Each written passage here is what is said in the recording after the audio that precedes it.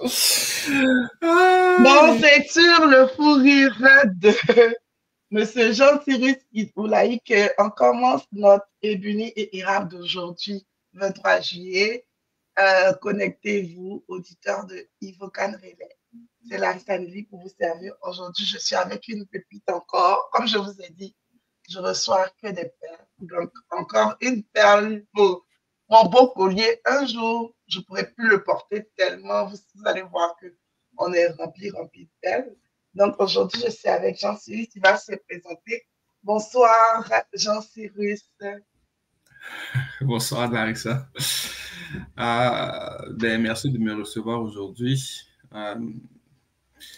Bon, j'aurais peut-être beaucoup d'onomatopées là, mais ça, c'est ma façon de faire ça easy, quoi.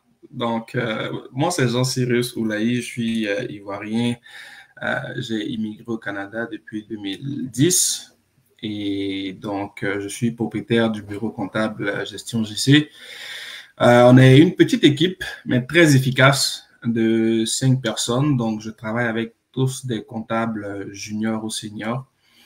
Alors, voilà, mon objectif au niveau de mon entreprise, c'est de servir ceux qui le veulent bien en termes de conseils comptables et fiscaux.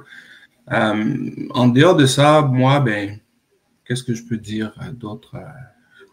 C'est moi, j'aime rigoler, j'aime les bonnes choses comme tout bon Ivoirien, et puis voilà quoi. C'est ça, en gros. Peut-être que d'autres choses, d'autres détails sur ma personnalité vont arriver au fur et à mesure de l'entretien. Et pour l'instant, mon cerveau ne va pas creuser trop loin. Je suis très nul à me présenter en passant, donc souffrez. Souffrons de la présentation succincte et nulle de mon invité. N'oubliez pas en commentaire vos questions à Jean-Cyrus. Donc, il est comptable fiscaliste. Donc, Jean-Cyrus, c'est quoi qui t'a amené au Canada? Mon arrivée au Canada, c'était d'abord un projet familial. Parce que moi, déjà depuis Abidjan, mon père avait le projet de faire venir toute la famille. Au départ, c'était les États-Unis. Ça n'a pas fonctionné. Et puis, le Canada a intervenu, je dirais, un peu à un moment imprévu. Parce que moi, j'étais en train de finir ma maîtrise en comptabilité, justement. Je faisais un cycle d'expertise comptabilité. Donc, je terminais ma maîtrise. Il me manquait juste la soutenance pour valider mon diplôme. Puis, c'est là que, from nowhere, on reçoit comment ils appelaient ça dans le temps, là, les visas. Sésame. Voilà, c'est ça, le Sésame. On nous dit, vous avez 2 mois pour quitter ici, vous voulez valider votre résidence et tout. Moi, j'étais en pleine année scolaire, en plein mois de mars. Puis, on me dit de partir. Je voulais rien savoir. J'étais comme, là, je finis mon diplôme et tout. Bon, les gens me disent, mais toi, on veut t'enlever de la galette. Tu parles de... Bon, bref, on sait comment ça se passe là. Fait que, c'était pas facile. Je décide quand même de venir pour mes petits frères qui, eux, étaient encore au lycée, collège. Donc, je voulais pas faire le têtu parce que mes parents ne pouvaient pas venir. Donc, moi, j'étais la seule figure, comment dire, d'autorité. Comme l'adulte, on va dire ça comme ça. C'est ça, comme l'adulte de la cour. Donc, il fallait que je sois là. Donc, j'ai sacrifié ma soutenance pour mes petits frères et on est venu. Donc, voilà comment je débarque ici. Tu as sacrifié les moments. Les moments de ma vie. C'est ça même, c'est ça. Donc, et on parle de l'arrivée en quelle année? Je suis arrivé ici en 2010, en mars 2010, le 3 mars 2010, je me rappelle très bien parce que dans l'avion, quand on décollait de l'aéroport avec mon petit frère, on était un peu anxieux, stressé. Bon, on a laissé les go à Abidjan et tout. On était un peu triste d'une manière. Puis, on essayait de se soutenir mutuellement. Et puis, je me rappelle quand on est arrivé dans l'espace aérien canadien, on a la speaker qui dit vous êtes bien à l'aéroport Montréal-Trudeau, il fait moins 3 degrés dehors. On s'est regardé quoi.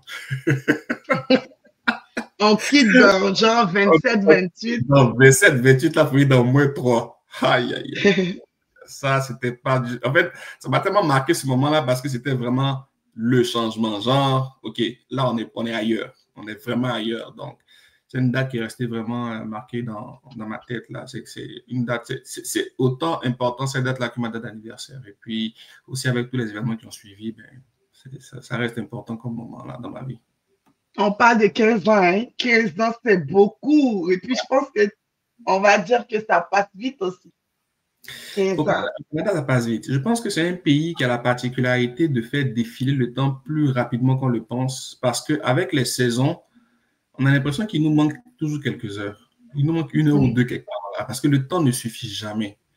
Comme là, on se plaint, il fait chaud, mais dans 2 semaines, 3 semaines, il commence à faire. Il commence souvent les matins, les soirs. C'est ça. Donc, je trouve que c'est un pays où le temps passe très vite, très, très vite, c'est incroyable. Alors, ouais, le temps a vite passé. La preuve, c'est que je n'ai même pas remis les pieds à Abidjan depuis. Hein, donc, hey, tu sais, quand tu es allé à Abidjan, c'est renversé quoi. Toi-même, ça me prendrait un guide, je pense, lorsque je vais retourner. Et aujourd'hui, fondateur, directeur de Gestion JC Inc. Est-ce que tu peux nous parler de Gestion JC Inc? Gestion JC, c'est un peu le résultat de ma résilience, je dirais, en partie, parce que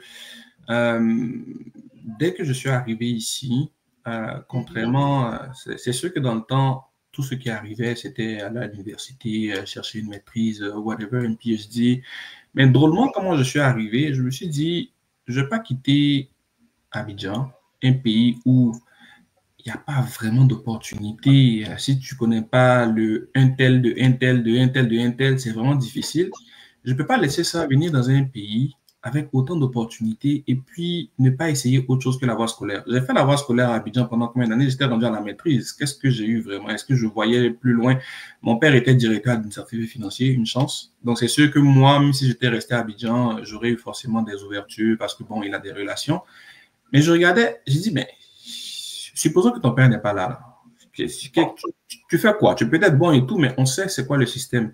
Et là, tu arrives dans un pays où il y a des opportunités. Et drôlement, les premiers individus que j'ai rencontrés, mes premiers contacts québécois, c'était un maçon, Monsieur Bessette, je me rappelle très bien de son nom, et j'avais un monsieur que j'ai rencontré comme ça dans la rue, je pense à l'épicerie et tout, et puis on a engagé une conversation. Monsieur Bessette, il était maçon. Et Monsieur Bessette, il s'est pris d'amitié avec nous parce que lui, il était arrivé à Abidjan et mon oncle l'avait reçu. C'est-à-dire que lui, il est arrivé à Abidjan, il connaissait personne, en vrai touriste québécois, il connaît personne, il se pointe, puis voilà, il tourne en rond. Et là, il a croisé mon oncle, comme par hasard. Puis mon oncle l'a mis à l'aise, lui a fait connaître un peu les coins intéressants d'Abidjan et tout. Donc lui, en récompense, quand il arrive ici et il se rend compte que nous sommes ses neveux, ben, il nous prend sous son aile un peu.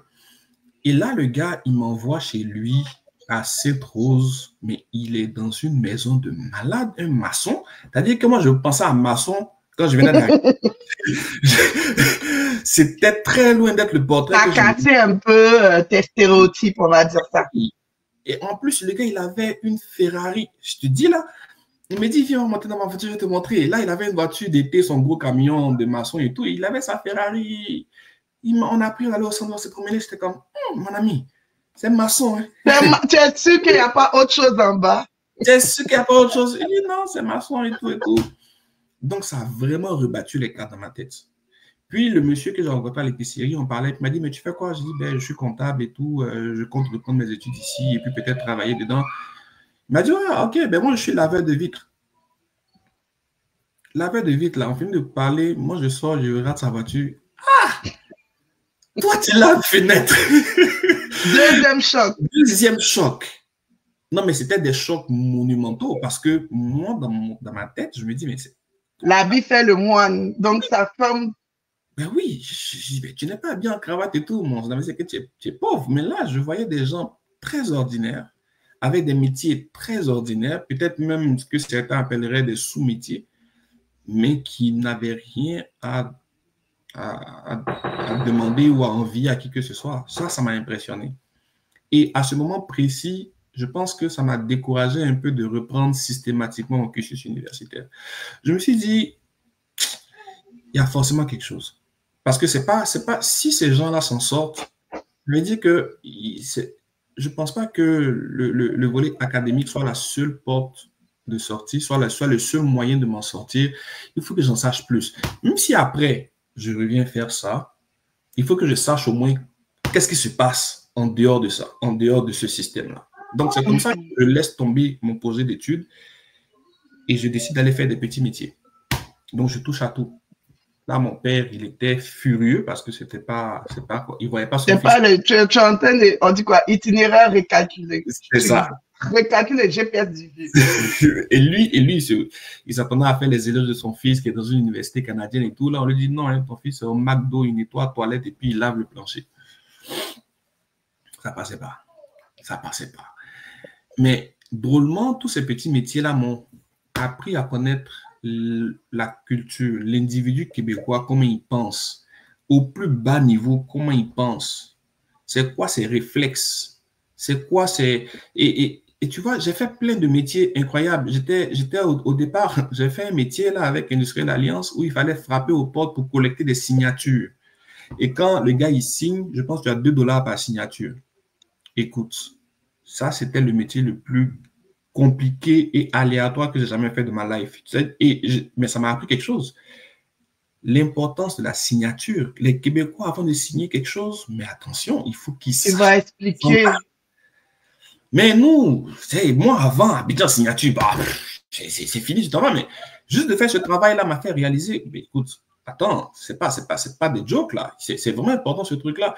Puis tu vois, de fil en aiguille, tous les petits jobs que j'ai appris ne m'ont peut-être pas donné quelque chose au niveau de mes connaissances générales et tout, mais ça m'a appris la culture des locaux, de ceux qui vivaient ici. Mais on parle d'expérience québécoise souvent, c'est ça. Tu vois, et je pense que beaucoup de gens minimisent ça parce qu'ils se disent que c'est pas à mon niveau, c'est pas... Bon, je comprends, mais après, c'est pas ton ego qui va te faire évoluer. Ça, il faut qu'on se le dise. Si tu n'es pas prêt à te transformer, tu vas pas t'en sortir. Parce que malheureusement, comme dans tout pays, je veux dire, les gens, ils fonctionnent par affinité aussi. Fait que si en toi, ils ne sentent pas cette affinité-là, ils ne sentent pas que tu as apprivoisé leur culture. Et souvent, je vois les gens qui disent, ouais, mais je ne vais pas faire comme eux. On ne te demande pas de faire comme eux. On te dit d'apprivoiser. Tu ne vas pas te dénaturer. Tu vas juste savoir comment marcher avec eux. Mais en refusant de marcher comme eux, ils marchent, mais toi-même, tu t'ériges en ce que vous faites ne m'intéresse pas. Donc, pourquoi tu veux que eux, ça les intéresse de t'embaucher dans les entreprises? Pourquoi tu veux que ça les intéresse de t'ouvrir des portes et tout? C'est du donnant-donnant à la fin de la journée. Moi, quand je parle avec un Québécois, je ne pense pas qu'il se rende compte que je suis immigrant parce que je parle comme lui. Mais quand je parle à mon frère ivoirien, on change de gamme, on rentre dans les hauts, tu vois, non? Mais c'est ça, être intelligent, finalement. Ce n'est pas de dire je me braque, c'est de savoir apprivoiser et puis t'intégrer sans même que le gars qui soit là se rende compte que toi, tu n'es pas un pur produit local, là, tu es un produit importé, mais il ne s'en rend même pas compte, tu vois. Donc, tout ça pour dire quoi? Pour dire que gestion a démarré de là. Parce que pendant que je faisais ce petit bout de chemin-là, j'avais toujours mes acquis comptables, donc je n'ai pas perdu. Fait que je regardais, j'écoutais les gens et tout. Et je me disais que j'ai constaté que, fiscalement parlant, les Québécois, dans leur ensemble, étaient très mal informés. Très, très mal informés. Parce qu'entre-temps, moi, je lisais un peu et tout. Il n'y a personne qui était capable de me répondre à des questions vraiment très simples. Parce qu'ils n'étaient pas informés du tout. Et là, je ne parle même pas d'immigrants, là, je parle de Québécois. Ils n'étaient pas informés du tout. Et donc, moi, je me suis dit, OK, il y a un besoin. Comment faire pour vulgariser la matière fiscale de manière à ce que les gens se rendent compte de l'importance de cela dans leur vie au Canada. Sauf que moi, j'ai ciblé les immigrants. Donc, au début, ça s'appelait Global Gestion. Ça s'appelait même pas Gestion, ça s'appelait Global Gestion. Et l'idée en arrière, c'était que je voulais faire une structure qui allait commencer par le volet fiscal. Mais après, j'avais pour ambition de signer des contrats avec le ministère de l'Intégration et de la Diversité pour pouvoir faire une plateforme d'accueil des formations pour les nouveaux arrivants, pour leur dire, écoutez, vous arrivez ici, ne minimisez pas cet aspect-là. Fait que c'était ça le big project, si tu veux. Puis, de fil en aiguille, les dossiers par-ci, par-là, l'entreprise a fait son bout de chemin. Au début, je le faisais dans mon sous-sol, à la maison, un client par-ci, 2 clients par-là, $50 par-ci, des erreurs, des débutants, des erreurs. En tout cas, j'ai vraiment, comment dire, j'ai eu tous les paillailles que je devais avoir dans mes débuts. avec cette activité-là. Et donc, c'était Global Gestion de 2012 jusqu'à 2017. Alors, pourquoi en 2017? Parce qu'en 2017, c'est là que j'avais décidé de m'incorporer parce que ça allait super bien. Je commençais à avoir des contacts. J'avais une réputation qui se bâtissait. Et là, en 2017, coup de théâtre. C'est que je travaillais dans un bureau comptable et j'avais mon activité Global Gestion à côté.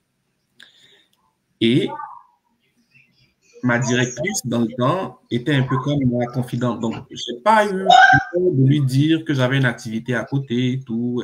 Sauf que je pense que quand je lui disais ça, il n'avait pas réalisé l'ampleur de l'activité. Il pensait que c'était peut-être une petite activité à 2 clients, tu vois. Puis là, dans une discussion, je lui ai dit ce que je faisais comme chiffre d'affaires. Ça l'a tellement choqué, elle est allée rapporter l'information aux actionnaires de la compagnie. Mm. Donc, moi, j'arrive au travail, je rentre et l'actionnaire m'appelle dans son bureau et je vois mon site Internet en grand sur son écran. Il me dit, c'est quoi ça? C'est comme si tu faisais de la concurrence à ton entreprise. La concurrence à mon employeur. Pourtant, je leur avais dit que j'avais une activité, mais pour moi, ils ont minimisé, oh, c'est un petit truc. Sauf que là, ils ont vu que c'était pas petit. Et ça, c'était un autre tournant dans mon parcours parce que ça m'a appris 2 choses. Ça m'a appris que peu importe les coups que tu reçois, c'est pas vrai que tu dois faire la victime, c'est pas vrai que tu vas rester couché, tu peux te relever, ça dépend entièrement de toi. Parce que cette journée-là, elle m'a dit, soit tu fermes ça, soit tu démissionnes. Alors, j'avais pas d'argent, j'avais pas d'autres sources de revenus, je ne pouvais pas démissionner. J'ai été obligé de fermer Global Gestion. Et ça, je te dis, là, c'était mon rêve depuis que j'ai mis les pieds ici, là. Donc, pour moi, c'était déjà un mini accomplissement. Et comme ils disent de fermer, ça ou de démissionner, le choc était énorme. Mais j'ai fait le choix de la raison, j'ai fermé. Mais ça m'a emmené dans des tourbillons émotionnels et tout. C'était difficile à vivre. Mais je me suis dit, si ça leur a fait peur, c'est qu'il faut que je continue. Parce que s'ils ne me prenaient pas au sérieux, ils ne m'auraient pas donné cet ultimatum-là. C'est parce qu'ils avaient peur de ce qu'ils voyaient. Et ça, c'est devenu comme mon fuel. Pendant toute cette période difficile-là, je me disais au fond de moi, mais s'ils l'ont fait, c'est parce que ça les effraie. Tu vois? Et donc, rebelote. Là, vu que j'avais fermé Global Gestion Inc., je ne pouvais plus l'appeler Global Gestion. Donc, c'est là que Gestion GC est née en 2017. Et Gestion GC est née. Là, j'ai été plus prudent. J'en ai pas parlé à beaucoup de monde. J'ai gardé ça pour moi. J'ai fait mon petit bout de chemin jusqu'à ce que je l'incorpore. Et je l'ai incorporé parce que c'était le temps. C'était le moment pour moi de passer à autre chose. Donc, en juillet 2024, l'année dernière, j'ai appelé mes associés puis je leur ai dit, ben, je pars. Je fais le grand saut parce que depuis toutes ces années-là, je le faisais toujours en side job et puis ça me prenait de l'énergie, j'étais épuisé, j'étais fatigué, ça marchait plus, sauf que je sentais que je gaspillais mon potentiel. Et là, il y a quelqu'un qui m'a dit une fois, à un moment donné, tu vas devoir faire un choix entre rester salarié et partir à ton compte. Quand ce moment-là va arriver, là, tu vas devoir choisir. Puis c'était le moment en 2024 et que j'ai fait le saut. Puis voilà, donc c'est une entreprise de 12 ans d'existence, mais à travers divers noms et habillements. Fait que c'est ça. Là, on est rendu là aujourd'hui. Moi, je vais dire bravo d'abord, et puis j'ai dit, je comprends pourquoi on a fait un live ensemble, et puis tu avais parlé. Tu avais parlé que les gens se pressent pour incorporer, mais tu n'étais pas rentré dans le détail, mais je comprends vraiment que pour certains, pas pour tout le monde, il faut un cheminement, il faut, comme tu dis, il faut qu'on arrive au point de rupture où il faut faire un choix. Parce que souvent, pour quelqu'un qui vient, par exemple, en famille avec des enfants, se priver de son salaire qui est comme sa principale source de revenus et son rêve, souvent nos emplois qu'on fait sur le côté en tant que travailleur unipersonnel ou bien travailleur autonome, souvent ce sont nos rêves, mais que, je vais dire, la vie nous impose un peu avec nos situations familiales de ne pas lâcher notre gagne-pain. Donc, on le fait sur le côté. Donc, 1 heure, 2 heures par semaine, au fur et à mesure. Et je comprends pourquoi, quand ça grandit et puis tu arrives où l'entreprise souvent peut te prendre en charge ou bien où tu as plus à gagner quand tu mets plus de temps. Ben, il faut se lancer. C'est un C'est ça. très beau, un très beau portrait que tu nous présentes. Aujourd'hui, là, quelle est la plus grande réussite de gestion JC? Oh mon Dieu. JC. Ben, gestion GC, je veux dire que sa plus grande réussite, je sais pas si je peux appeler ça une réussite, mais on va dire que euh, j'ai pu amener mon rêve à la réalité. Et j'ai pu réaliser à quel point c'est dur de faire De réaliser. rêver. Ouais, C'est parce que facile de rêver, mais c'est difficile de c'est réaliser. difficile de le réaliser. Parce que quand tu as un projet dans lequel beaucoup de personnes ont peur de se lancer, ou quand tu as une idée qui fait peur à beaucoup de monde, malgré eux, ils n'arrêtent pas de te décourager. Malgré eux. Et ce n'est pas de leur faute. C'est juste qu'ils n'ont jamais fait ça. Ils n'ont jamais fait ça. Ils ne sauront jamais c'est quoi. Et quelqu'un me disait une fois, si tu veux faire quelque chose et que plein de personnes te découragent, continue. Ça veut dire que c'est bon. Ben moi, mon père, malheureusement, était le premier obstacle. Et je le comprends. Parce que lui, pour lui, son fils, il le voit chef comptable ou directeur administratif financier d'une grosse boîte comme lui. Mais quand j'ai dit à mon père que j'allais ouvrir un bureau comptable ici, il a rigolé. Littéralement.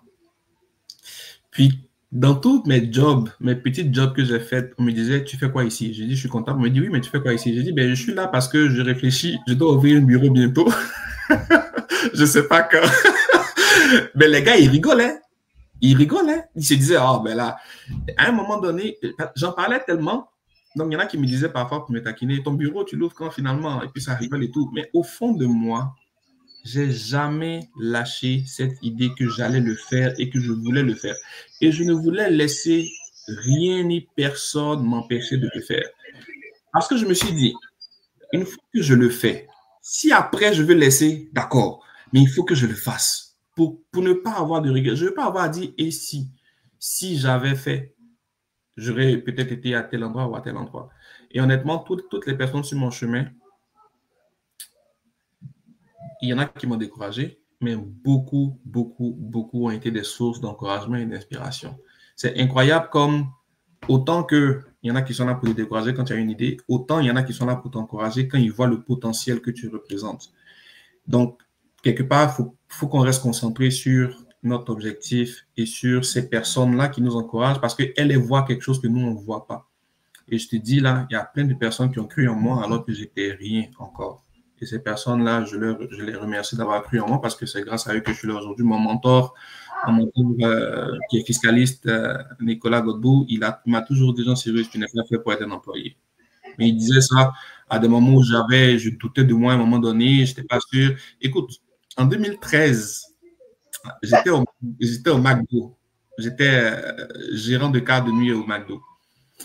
Puis, le patron du McDo m'a approché.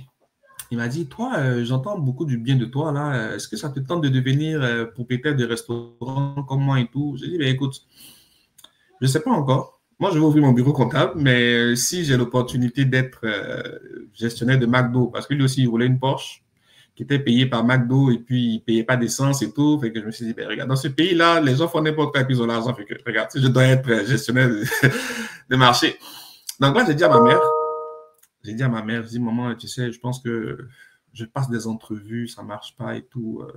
Cette affaire de comptabilité, là, je vais laisser. Elle dit, pourquoi? Je dis, ben, parce que le gars, peut-être de McDo m'a appelé aujourd'hui, m'a approché, il m'a dit que je peux devenir propriétaire aussi et tout. Puis elle m'a dit, écoute-moi bien, là. Si tu as quitté Abidjan pour venir être gestionnaire de McDo, moi, je m'en fous de l'argent que tu peux faire là-bas, mais je ne veux même pas entendre parler de ça. En tout cas, ça m'a réveillé.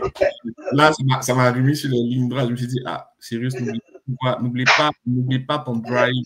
Tu veux ouvrir ton bureau, reste focus sur ton bureau. C'est pour dire quoi? C'est pour dire que parfois, il y a des opportunités alléchantes qui peuvent te faire dévier de tes rêves. Mais encore une fois, si tu restes focus, ben, tu vas finir par retrouver ton chemin. Donc, je pense que ma principale réussite, c'est d'avoir été capable de mener ça à terme. Et là, maintenant, il y a de nouveaux défis qui s'annoncent. Puis je pense que chaque défi que je vais surmonter sera tout autant appréciable que ce parcours-là. Posez les questions en commentaire s'il y en a. C'est tellement édifiant. Moi, je reste comme accrochée à ce qu'il dit parce que il y a des paroles qu'il dit là. On dirait que Dieu est très passé par lui pour nous donner des phrases là. Parce qu'il y a des choses qu'il dit, c'est aligné quelque part dans ma tête là.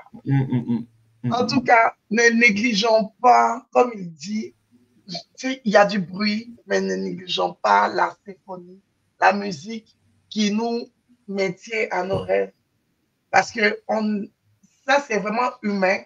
On est vraiment attiré par tout le bruit, tout le brouhaha. On est attiré par, et même souvent, je vais dire quelque chose, on fait un post et puis les gens qui font les mauvais commentaires, c'est sur ça qu'on s'attaque.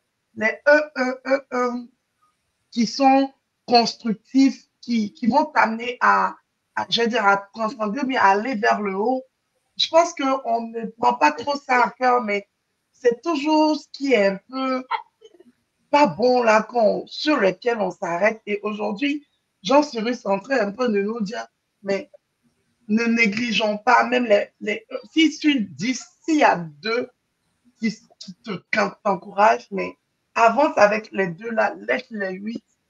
Eux aussi participent aussi à la réalisation de ton rêve, parce que eux, ils sont on va dire, ils sont ton antithèse. Il ne faut pas le négliger, l'antithèse, mais il ne faut pas rester sur l'antithèse. Il faut aller vers ton but. Et si tu devais revivre le parcours, c'est quoi que tu allais faire différemment? Si j'avais à revivre ce parcours-là, je pense que j'aurais accepté le changement beaucoup plus tôt. J'aurais fait des choix drastiques beaucoup plus tôt. Parce que une chose est sûre, on sort d'un environnement avec notre zone de confort. Et on vient dans un nouvel environnement qui n'est pas notre zone de confort. Alors, je ne comprends pas à quel moment on se dit que c'est dans le confort qu'on va atteindre nos objectifs. Je me suis dit ça aussi. Mais aujourd'hui, je réalise que il faut faire ce switch-là beaucoup plus tôt. Parce que j'ai perdu beaucoup de temps à vouloir justement y arriver de façon confortable. C'est-à-dire que j'avais cette rage-là en moi, j'avais ce désir en moi qui était fort, mais je le tamisais moi-même. Non, tu ne peux pas faire ça. Non, tu sais, non, attends un peu. Ah, c'est pas le bon moment. Ah, attends un peu. Ah, ça, là, il ne faut jamais faire ça. Parce que de toutes les façons, si tu ne le fais pas, tu n'auras que des regrets. De toutes les façons. Si tu le fais, tu auras un apprentissage, tu auras une expérience. C'est l'inaction qui tue. Et moi, j'ai été inactif trop longtemps. Si j'avais pris les décisions au moment où il fallait, les décisions qu'il fallait au moment où il le fallait, je pense que j'aurais eu un déclic beaucoup plus tôt et beaucoup plus fulgurant parce que aujourd'hui, je rentre dans un milieu où j'ai beaucoup de compétition. Mes compétiteurs directs dans mon domaine d'expertise, c'est KPMG, Deloitte et puis certains grands bureaux, MNP et tout. C'est certainement pas le petit bureau du quartier en tout cas. Mais tu vois, je dis ça, mais en même temps, la transition au niveau de ma personnalité s'est bâtie à travers ces expériences-là. Donc, je ne sais pas si j'avais fait différemment, que j'avais eu les déclics plus tôt, est-ce que j'aurais eu cette même personnalité que j'ai aujourd'hui? Peut-être pas. Tu comprends? Fait que, avec ce que je vois aujourd'hui, j'aurais pu dire, si le Jean-Cyrus version d'aujourd'hui là était là il y a 10 ans ou 15 ans, ça aurait été différent, mais est-ce qu'il aurait eu la même personnalité? Je pense pas. Parce que moi, je suis de naturel timide, très calme, timide et réservé à la base. Je pense que si tu m'avais approché il y a 5 ans, 6 ans pour me demander de faire ça, là, je t'aurais dit pas question, parce que je n'étais pas du tout à l'aise, je n'avais pas confiance en moi, Mais aujourd'hui, si je le fais, c'est parce que quelque chose a changé. Et ce quelque chose-là, c'est mes expériences qui ont permis ça, tu vois. Fait que je te dirais, j'aurais le déclic plus vite, mais j'aurais préféré passer à travers les mêmes expériences parce que c'est elles qui ont fait de moi ce que je suis aujourd'hui. Alors, oui. La même chose avec une personne différente. Et quel conseil tu peux donner à, un immigrant qui veut ouvrir son cabinet comptable, par exemple, ou qui veut ouvrir une entreprise tout court, parce que je sais que tu fais de la comptabilité aussi pour les entreprises et que tu côtoies beaucoup d'entrepreneurs. Donc, quel conseil tu peux donner? Ça prend beaucoup de patience, ça prend beaucoup de préparation. Et moi, je vais te dire peut-être quelque chose que les gens ne pensent pas nécessairement, mais la survie de l'entreprise ne dépend pas de ton talent, mais de ta personnalité. Si tu n'es pas quelqu'un de résilient, si tu n'es pas quelqu'un de persévérant, tu as beau avoir tout le talent du monde, ne va pas créer une entreprise. Tu n'arriveras pas. Parce que c'est beaucoup de défis, c'est beaucoup d'instabilité. C'est comme les placements. Si tu veux un placement sécuritaire, on te garantit 1%. Si tu veux de la croissance, c'est beaucoup plus risqué. Tu peux en perdre, mais on te garantit du 12%. Donc, si tu es prêt à perdre quelque chose, à sacrifier quelque chose, ben vas-y. Sauf que souvent, on a peur. On se dit, mais et si je fais ça et que ça ne marche pas? Mais pourquoi ça ne marcherait pas de 1? Et puis de 2, tout est question de probabilité. C'est succès-échec. Si tu réussis, tant mieux. Si tu échoues, tu auras appris comment faire différemment les prochaines fois. Donc, dans tous les cas, il faut le faire si c'est quelque chose que tu as en dedans. Tout le monde n'a pas la fibre entrepreneuriale. Mais si tu l'as, fais-le. Fais-le. Maintenant, est-ce que tu vas t'incorporer tout de suite? Pas nécessairement. Peut-être que tu vas commencer tranquillement, voir jusqu'où tu es capable de pousser ta personne, parce qu'il y a des activités qui demandent que tu sois différent. Moi, par exemple, dans mon activité, il faut que je rassure beaucoup les clients. Je ne pense pas que les clients seraient rassurés si j'étais tout timide. Oui, monsieur, vos impôts. Non, non, en fait, là, c'est comme ça. Ah, oui, non, ça n'aurait pas marché. Il faut vraiment, ils veulent quelqu'un qui sait de quoi il parle, qui est capable de les challenger, de leur dire ce que tu dis, c'est n'importe quoi. Mais le Jean-Cyrus d'il y a 5 ans en arrière n'aurait pas été capable de faire ça aujourd'hui, tu vois. Donc, ceux qui veulent le faire déjà, il y a un travail sur la personnalité à faire. On le minimise là, mais c'est majeur. C'est majeur. Le qui vous êtes en quittant Abidjan pour arriver ici n'est pas celui qui va éclore, qui va s'ouvrir, qui va réussir ici. Ça sera quelqu'un d'autre. C'est votre version 2.0 qui va réussir ici. Votre version avant, quand vous arrivez ici, écrasez ça. Et puis recréez-vous. Trouvez-vous une nouvelle identité. C'est ça qui fait peur. On se dit, waouh, mais c'est vrai, c'est le plus difficile. Le plus difficile, c'est de changer qui on est. Sinon, après, le talent, tout ça, on l'a tous, mais qui on est, c'est très difficile. Quelqu'un qui va entreprendre, déjà, il faut qu'il connaisse son marché. Donc, est-ce que le produit ou le service qu'il veut offrir répond à un besoin réel? Mais pour savoir si ça répond à un besoin réel, il faut connaître la culture, il faut connaître tes potentiels clients. Donc, tu ne peux pas dire, ah, moi, je reste dans la communauté, moi, là, les Québécois, là, ils m'énervent. Moi, là, si ça, ben, OK, ben, tu t'attends à quoi? Tu es chez eux. Tu t'attends à quoi? On sait ce que c'est la communauté. Il y a un pays qui s'appelle la Côte d'Ivoire. Toute la communauté est là-bas. OK. Si c'est ça que tu veux faire, si c'est ça que tu veux faire, ben, retourne là-bas, tu vas bien le faire parce qu'ici, c'est clair que tu réduis tes chances de réussir parce qu'il y en a moins ici que dans ton pays. Enfin, dans notre pays, quand je dis dans ton pays, mais dans notre pays. Tu vois? Mais si tu viens ici, c'est parce que tu veux élargir ton potentiel, tu veux élargir tes chances de succès. Donc, tu n'as pas le choix que de t'intégrer à la culture, de comprendre comment ils pensent, c'est quoi leurs besoins, c'est quoi leur... Je te dis là, Larissa, souvent, ça ne tient qu'à un fil. Je te dis, mes clients ne sont pas chez moi parce que je suis le plus fort. Ils sont chez moi juste parce qu'ils se sentent bien. Je leur offre quelque chose qu'ils n'ont pas ailleurs. C'est tout. Mais ce quelque chose-là, c'est parce que j'ai appris. Je sais qu'ils ont besoin de ça. Donc, je joue dessus pour embellir mon produit, mon offre de service, et puis c'est tout. Tu comprends? Donc, celui qui veut créer son entreprise, moi, je dis toujours que c'est un pays d'opportunités. Moi, je fais partie de ceux qui n'avaient pas, qui croyaient pas en eux au début. Ça m'a perdu du temps. J'ai perdu 10 années. J'ai passé 10 années de ma vie sans savoir que j'étais capable de faire ce que je fais aujourd'hui. J'ai fini par le comprendre, je l'ai fait. Donc, c'est pas parce qu'aujourd'hui, on se sent pas capable que ça veut dire qu'on ne l'est pas. C'est un processus. C'est un processus. Moi, je dis là, si quelqu'un me connaît aujourd'hui, il recule seulement 7 ans en arrière, je ne suis pas la même personne. Ça, je te dis, je ne suis pas la même personne. Et donc, en business, tu es entouré de requins. Fait que si tu es une brebis, laisse tomber. Si tu es prêt à te battre comme un requin, ben, on est là pour te pistonner. On va te donner des outils, des ci, des ça, quoi faire, quoi pas faire et tout et tout. Tu vas apprendre. Oui, tu vas avoir des paillailles. Tu vas te casser la figure une fois, deux fois. Je veux dire, moi, j'ai fermé mon entreprise. Là. On m'a dit, tu fermes. J'ai fermé. Donc, à un moment donné, là, j'ai touché le fond. Je suis ressorti. Fait que, je veux dire, le potentiel, il est immense. Il faut juste trouver le bon filon. Puis malheureusement, ce n'est pas quelque chose qui est donné à tout le monde. Tout le monde n'est pas fait pour être entrepreneur.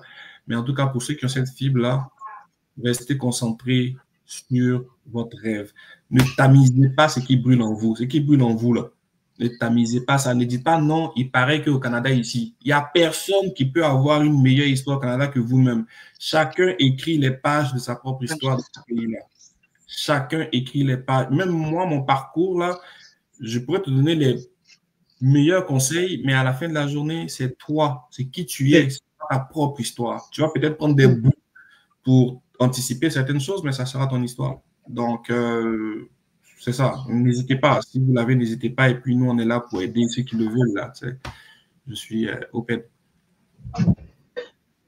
Hey, masterclass d'aujourd'hui. J'écoute Jérémy. Ouais. Ah, t'as appelé Baba, mais. Baba. Mais non. Selon toi, qu'est-ce qui manque à la diaspora ivoirienne pour se structurer? Je sais que quand on s'est parlé au départ, c'était très frileux côté communauté parce qu'il y a eu des hauts débats et autres. Mais tu as dit, à cause des gens un peu comme vous, je commence à reprendre le goût de parler plus à notre communauté.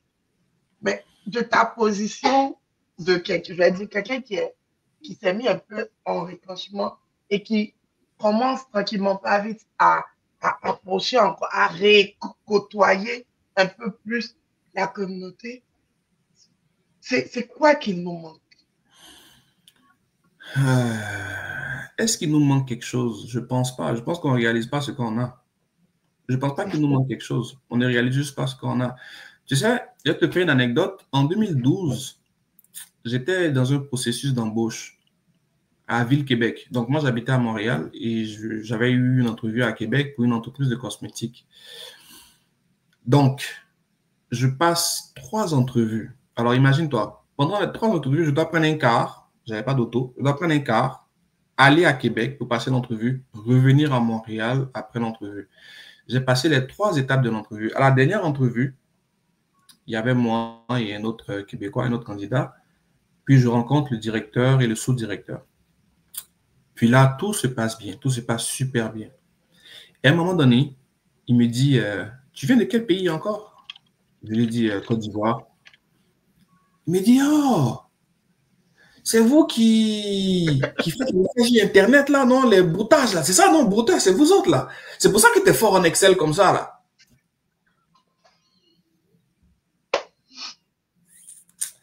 Aujourd'hui, là, j'en connais qui diraient micro-agression. Oh, il m'a agressé, oh, bébé, il est raciste. J'ai compris qu'il était raciste. J'ai compris qu'il était raciste. Il n'y a pas deux façons de le comprendre. Parce que comment tu peux associer le candidat que je suis au brouteur qu'il y a dans mon pays? Je ne comprends pas c'est quoi le lien. Mais j'ai compris tout de suite que ce gars-là ne m'aurait pas embauché. Et il ne m'a pas rappelé. Ils ne m'ont pas rappelé. Donc, ceux qui se plaignent du racisme, c'est vrai, il y en a. Mais ce n'est pas la majorité, déjà. Il y a beaucoup d'ignorants. Il y a très peu de racistes, il y a beaucoup d'ignorants. En ce qui concerne la communauté, mais Clarissa, on a tout. déjà le potentiel académique avec lequel on arrive en général, c'est au-dessus de ce qu'ils ont ici. C'est au-dessus. Mais qu'est-ce qu'on en fait? Rien du tout. On vient ici en pensant qu'on va aller chauffer. Les hommes, en général, il faut aligner le plus de blanches possible ou le plus de go possible. Qu'est-ce qu'on fait de nos talents? Je le dis, ben, j'ai été là aussi, quand je suis arrivé là, moi, il fallait que je saute avec une blanche. Mais moi, ça m'a pris un coup dur pour dire, mon ami, il faut t'arriver, tu n'es pas venu pour ça ici. Tu vois? Mais donc, j'imagine que beaucoup de personnes, beaucoup de jeunes hommes qui arrivent ici, ils se laissent distraire. On est trop distrait, en fait. Il faut juste qu'on se prenne au sérieux. Je te dis que si seulement 10% de la communauté ivoirienne prenait conscience et se prenait en charge pour réaliser quelque chose, ça serait monumental. Monumental, parce qu'on a les talents pour ça. Mais on préfère traîner dans les bassesses, perdre notre temps, se laisser écraser par le poids des difficultés. Moi, comme je dis, le Canada est dur. Mais la vie est dure. Le Canada ne fait que respecter une chose qui est normale et qui est déjà établie. La vie est dure. Depuis qu'on conseille de la vie, ça se passe doucement. Moi, je ne comprends pas, en fait. Si tes parents te donnent conseil, ils peuvent te parler doucement, mais quand c'est la vie qui te donne conseil, là, c'est jamais doucement. Hein. Ça te rentre dedans. Maintenant, comme je dis, le Canada est dur, mais tu t'attendais à quoi, en fait? C'est ça ma question. Souvent, je leur pose la question maintenant, mais en fait, vous vous attendiez à quoi? Et c'est drôle, mais quand je venais ici, mon père me disait, oh, il paraît qu'au Canada, là, ils vivent tous dans des villes souterraines quand il neige. Tu ne les vois pas, il n'y a personne en haut. Et puis quand la neige finit, là, ils sortent. Il dit, ça c'est quel film ça? Et mon père était directeur administratif et financier, quelqu'un d'éduqué, mais il te sort des choses comme ça. Il me dit, oh, au Canada, là, si tu vas à l'école, le gouvernement te donne l'argent gratuit. Même quand tu ne travailles pas, tu as l'argent gratuit. C'est quand je suis arrivé ici, j'ai appris que c'était BS. Après, tu te rappelles, puis tu as l'argent gratuit, là, c'est BS. Mais est-ce qu'il était au courant que quand tu es ici BS, là, tu es catégorisé en même temps? Est-ce qu'il était au courant de ça? Il ne savait pas. Mais il y a plein qui viennent encore jusqu'à aujourd'hui avec ce genre d'idée-là. Et puis, bon, quand tu viens avec ça, et puis tu trouves que le pays est dur, mais oui que ça va être dur. Toi-même, tu te mets dans une catégorie où même tout le monde te marche dessus, et puis tu es surpris. Mais oui, ça va être dur. Tu as fait quoi pour sortir de cette difficulté-là? Moi, je vois des gens qui font des efforts pour être entrepreneurs à Abidjan et tout, et puis quand ils arrivent ici, ils oublient, ils s'asseyent. Ah ben, il paraît qu'ici, là, c'est très rare, je te dis, de toute la communauté, je cause avec eux, là, une personne sur 25. Tu vas leur dire, mais ce que tu dis là, d'où ça sort? Non, c'est un ami là qui m'a dit. Oh non, ça là, c'est un truc qui m'a dit. Oh non, ça. Jamais elle ne va te dire, j'ai fait des recherches, j'ai vu, c'est comme ça que ça marche. Non, non, non. Le plus idiot qui a sorti, le premier on dit, c'est ce qui se propage partout. Mais on va évoluer comment avec ça là? Puis je te dis, moi, j'ai pris des gens en stage. D'ailleurs, lorsque tu as fait j'ai fait le premier lab avec toi, il y a des gens qui ont eu l'audace, ils m'ont écrit, j'en ai une en stage en ce moment. Mais je te dis, je vois la différence de mentalité. Là-bas, on se dit on est fort, mais quand tu les mets devant la lenteur, parfois je suis comme, hé, réveille-toi, regarde ici, là, ça marche pas comme ça, accélère. Mais écoute, tout ça, c'est des réalités culturelles que si tu ne te frottes pas, malheureusement, aux gens qui peuvent t'aider à le comprendre, à le voir, ben, tu n'évolueras pas. Tu n'évolueras pas. Et de quel conseil tu veux recevoir de quelqu'un qui n'est pas allé plus loin que son prédécesseur? Ben, vous tous là, vous allez vous aligner. Lui, il est devant là. Mais moi, mon père n'a jamais ouvert de bureau comptable. J'en ai ouvert un. Pourquoi? Parce que j'ai fait différemment. Si je voulais suivre comme lui, peut-être que je n'aurais jamais ouvert de bureau comptable. Donc, ce n'est pas parce que mon père ne voulait pas mon bien. Il voulait sûrement mon bien, mais on ne peut pas te donner plus que ce que nous-mêmes on a. Il n'a jamais ouvert de bureau comptable. Il ne sait pas il y a quoi dedans. Donc, pourquoi tu veux qu'il me dise d'aller faire ça? Il ne peut pas me dire d'aller faire ça.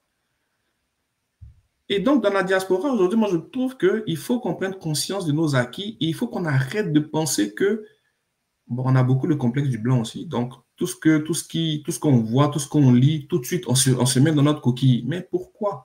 Ils vous ont laissé rentrer avec les papiers. Vous avez les mêmes droits qu'eux. Pourquoi toi-même, tu décides de ne pas avoir les mêmes droits qu'eux. Pourquoi?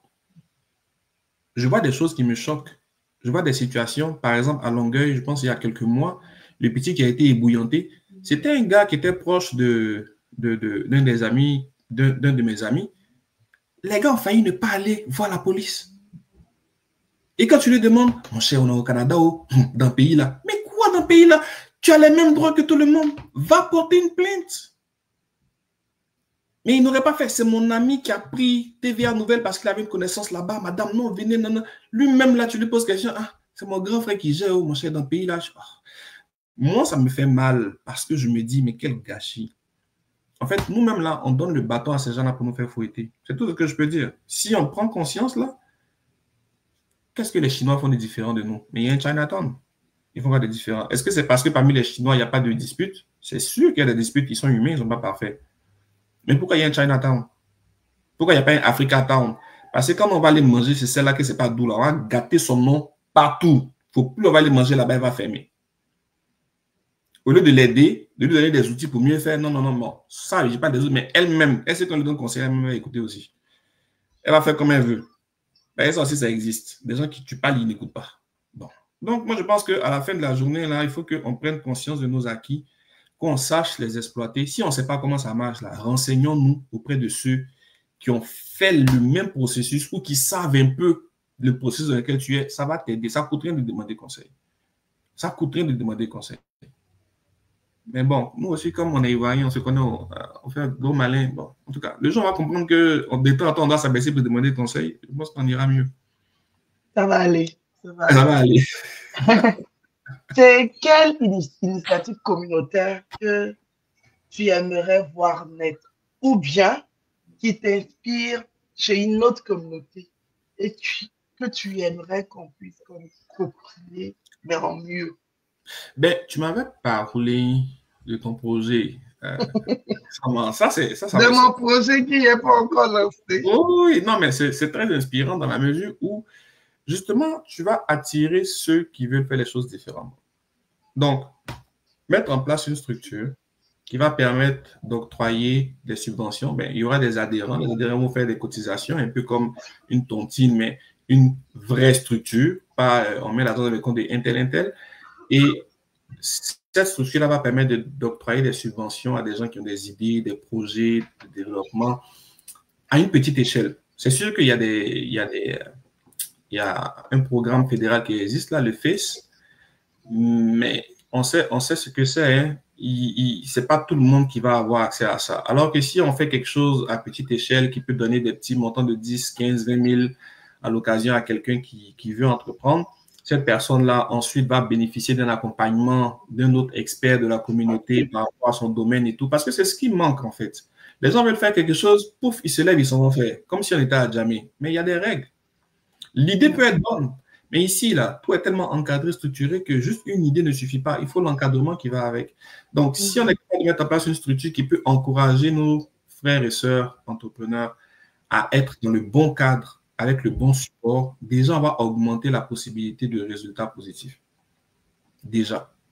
Et après, maintenant, elle ou lui ayant réussi peut participer à donner la main à quelqu'un d'autre, soit sous forme d'emploi, soit sous forme d'aide financière aussi à d'autres personnes, et ainsi de suite, de façon à ce qu'on crée une chaîne solide. Parce qu'on est capable de faire quelque chose dans ce pays-là. On en est capable. Il faut juste qu'on s'en rende compte. Tu vas me motiver à mettre en place l'idée. On en a parlé, ça doit venir. Comme je t'ai dit, certaines personnes étaient comme un peu sceptiques, mais pourquoi donner? Pourquoi tu veux donner? Pourquoi pas prêter? Pourquoi? Et puis, on en a parlé longuement. Mais on va essayer de trouver des personnes parce que la vie est dure. Les gens, ils veulent plus donner. Et puis, souvent, par derrière, on les comprend aussi. C'est comme si on aidait quelqu'un à devenir riche. C'est comme ça que d'autres voient. Et puis, c'est difficile, mais on va y arriver. Bon, là, on est en train de tranquillement parler. Très édifiant, brillant parcours. Good. Ça, c'est un commentaire. C'est vraiment écoute, on peut te laisser parler toute la soirée. tellement on peut piocher, je te dis, des belles choses dans ce que tu dis. Quels sont les projets qui peuvent être dévoilés hein, à court, moyen, long terme, s'il y en a, pour gestion PC? JC, PC, JC. Ben, bon, je ne sais pas si ben, je vais les dévoiler parce que j'ai rien à cacher vraiment sur ce coup-là. Quand je suis né de nouveau sous gestion JC, j'ai décidé que j'allais concurrencer l'entreprise qui m'a donné un peu tout ce que j'ai aujourd'hui. Qui t'a donné le coup de main. C'est ça. Et après, je me suis ravisé, j'ai dit, ben, je vais concurrencer quelqu'un d'autre. Et là, mon plus gros concurrent dans mes ambitions, c'est justement l'entreprise qui m'a permis de progresser pendant 6 mois. Pourquoi? Parce que c'est une entreprise américaine. J'ai travaillé pour eux, j'ai été conseiller fiscal pour eux.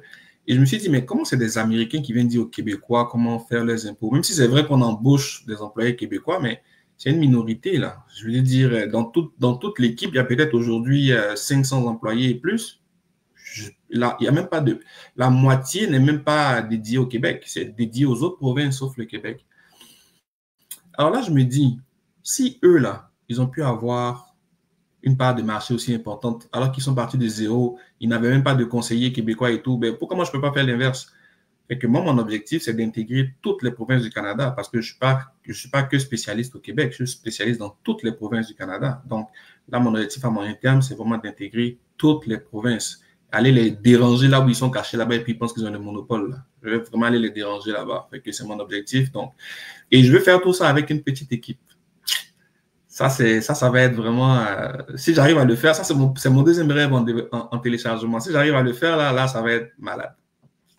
Fait que, ouais.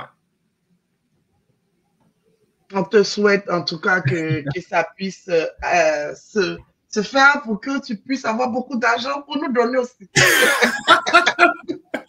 N'est-ce pas? Comment est-ce que on peut te contacter si on veut je pense, est-ce qu'on a dit ce que gestion JC fait même? Ben, Ta niche, quelle est ta niche? Parce que quand tu présentais gestion JC, tu n'as pas parlé de ça. Quelle est ta niche actuellement?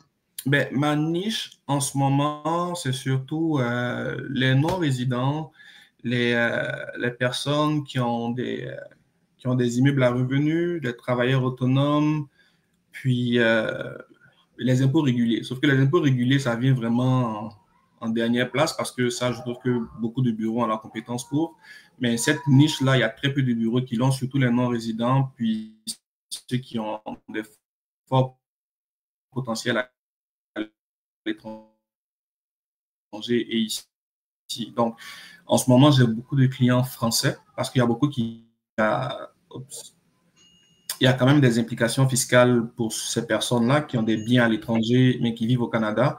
Et je travaille en collaboration avec un conseiller en sécurité fiscale, en sécurité financière qui reçoit plein de clients avec ce profil-là.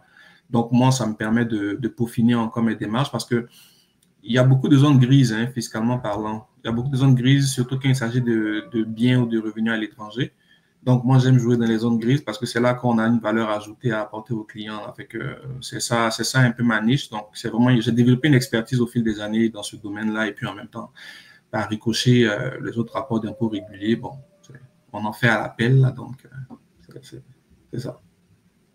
Et si quelqu'un veut vous contacter pour sa fiscalité ou ses impôts ou ses problèmes avec l'ARC ou Revenu Québec ou comment il fait? Ben, déjà sur mon site internet www.gestionjc.ca, vous avez une section prendre rendez-vous. Vous avez droit à 15 minutes gratuits. Donc, soit moi, soit un membre de l'équipe va pouvoir au moins écouter ce que vous avez à dire et puis voir dans quelle mesure on peut vous aider. C'est sûr que niveau tarif, vu qu'on est quand même sur une niche, les tarifs sont faits en conséquence, fait que c'est pas nécessairement service le moins cher. Ça dépend des situations, mais c'est sûr que pour un étudiant, on est clairement trop cher. Pour quelqu'un qui a juste un T4, on est clairement trop cher. Mais il m'arrive de faire du bénévolat. Donc, si jamais quelqu'un a une histoire à raconter et que ça me touche, ben peut-être que je ferai un geste gratuité ou quelque chose du genre parce que je l'ai fait déjà. Et puis, ça va super bien. Donc, mais c'est ça. Donc, des rendez-vous de 15 minutes, vous pouvez en profiter autant que vous voulez. Là, on est là pour ça. C'est pour ça que c'est pas payant ces rendez-vous-là. Donc, je me dis si ça peut aider quelqu'un qui a besoin de prendre une décision, mais qui sait pas quoi faire et tout, ben, mais très souvent, ceux qui prennent des rendez-vous de 15 minutes chez moi, ils restent. Donc. Ce qui est sûr, moi, j'allais taper si ChatGPT, histoire émouvante pour émouvoir Jean Cyrus, parce que je veux prendre un rendez-vous gratuit. Il n'y a pas de problème. Mais tu n'as pas besoin de prendre un rendez-vous gratuit, tu fais juste et puis avec ça. Ah non, Seigneur, je dis, ça me fait plaisir quand vous me faites ressentir que je suis les uns. Là, on est en train de tirer au thème de notre conversation. Aujourd'hui, je n'ai pas de commentaires. Tellement, si on est resté un peu scotché sur ce que tu disais, là. Quelle est la question à 1000 $ que je devais te poser, que tu attendais, mais qui n'est pas venue? À 1000 $, il n'y en a pas. À 0 $ peut-être. Mais... bon, à 0 $. Non, c'est taquine. Mais non, je pense que le Canva, il est vraiment très bien fait, sans pour autant rentrer dans tous les détails de ma vie et tout. Je pense que c'était important pour moi de partager un peu ce vécu-là, parce que très souvent, on pense à tort qu'on est seul à vivre un certain nombre de difficultés. Mais non, vous n'êtes pas seul. On est passé par là, on est encore dedans. C'est bon, j'estime même pas même que j'ai réussi encore. Les gens me disent parfois, oh, toi, tu es bien, tu es à l'aise. Mais non, c'est une question de standard personnel. J'estime pas que j'ai réussi. Je veux pas être confortable. J'aurai tout le temps pour l'être après. Pour l'instant, je suis encore en apprentissage. Je continue d'apprendre, je continue de découvrir des choses. Et c'est difficile, c'est pas tout le temps facile. Donc, quoi que les gens aient à faire, ben, je pense que la persévérance et puis la résilience, ce sont les mots-clés, quoi. On n'est pas chez nous. Pas qu'on se le mente. Là, moi, je suis citoyen canadien aujourd'hui, mais je sais que je suis pas chez moi. Donc, je peux pas me vexer outre mesure de certaines choses que je constate ou que je vois, parce que ça fait partie du package. Quand tu vas au Big Mac, au McDo, que tu veux un trio, ça vient avec la frite et puis le breuvage. Donc, on est venu ici, ça vient avec les bons côtés et les mauvais côtés. On ne peut pas juste prendre les bons et lâcher les mauvais. Donc, je pense que, en ce qui me concerne, j'ai quand même brossé un peu tous les éléments que j'ai eu à traverser, plus ou moins. Il y en a, en tout cas, on aurait pu passer 3 heures, là, j'ai tellement de choses à raconter, mais je pense que pour cette heure-là, c'est suffisant. Et puis, ben, j'espère que... on va revenir. J'espère que certains pourront... On doit revenir pour des thèmes. Comme j'ai dit, tous ceux qui sont en train de passer pour présenter un projet et autres, il y en a d'autres que je vais solliciter pour des thèmes en lien avec leurs compétences. Par exemple, toi, en tant que comptable fiscal. Donc, peut-être qu'on va parler de thèmes sur la fiscalité ou sur la comptabilité assez large, comme parce que souvent tu donnes des masterclass dans les écoles et autres. Donc, assez large, on sera tes étudiants et puis tu vas nous expliquer. Parce que comme tu le dis, il y avait un des rêves de Global Gestion qui était de former les nouveaux arrivants. Et moi, je pense que c'est un rêve qu'on peut essayer avec ce petit canevas-là, pas de le réaliser dans tout son ensemble, mais d'essayer de laisser des traces.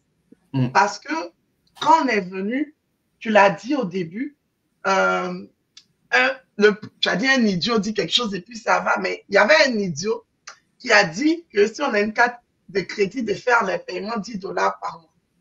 Et cet idiot-là, c'est le plus grand des idiots parce que sa parole est restée jusqu'à aujourd'hui.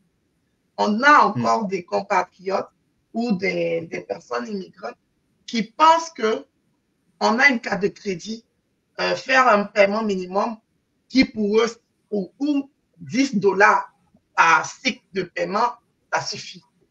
Donc, il faut aussi souvent donner parole à ceux qui, vous autres, qui ne parlez pas trop, qui n'aimez pas trop vous montrer sur les réseaux sociaux, mais qui, selon moi, êtes des référents pour pouvoir donner un peu ce que vous savez, juste un peu à nous autres et à ceux qui viennent d'arriver, ou pourquoi pas à ceux qui vont arriver après, pour permettre à ce que tout le monde puisse avoir leur juste. Parce que dis-toi qu'on a beaucoup qui ne savent même pas comment chercher. On a nous autres qui avons la facilité souvent de chercher des choses, mais il y a beaucoup encore, beaucoup, qui ne savent même pas qu'ici, on décroche quand tu appelles un organisme ou une entité. Donc, permettre à ce qu'on puisse parler, vulgariser, ça va aider ceux qui viennent d'arriver ou ceux qui sont là il y a longtemps, de savoir qu'il y a Gerson JC qui est là, qui offre 15 minutes. Moi, je peux t'appeler une fois par mois 15 minutes. Je te donne mon problème morceau par morceau. Ça va finir par avoir la solution.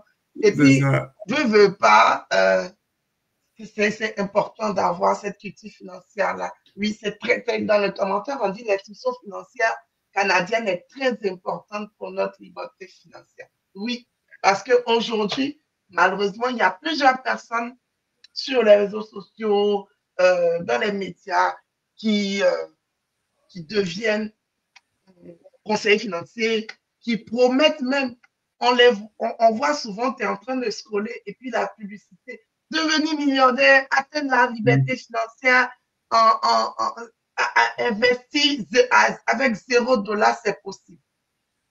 Mais ça peut être possible, mais comme Jean-Cyrus l'a dit, chacun a son parcours. Peut-être pour la personne, c'était possible. Toi, quand tu vas essayer, poteau. On essaye de prendre les bouts et puis essayer, nous aussi, d'écrire notre histoire parce que Jean-Cyrus a dit quelque chose. Il dit, c'est nous-mêmes qui avons le crayon pour écrire dans notre cahier.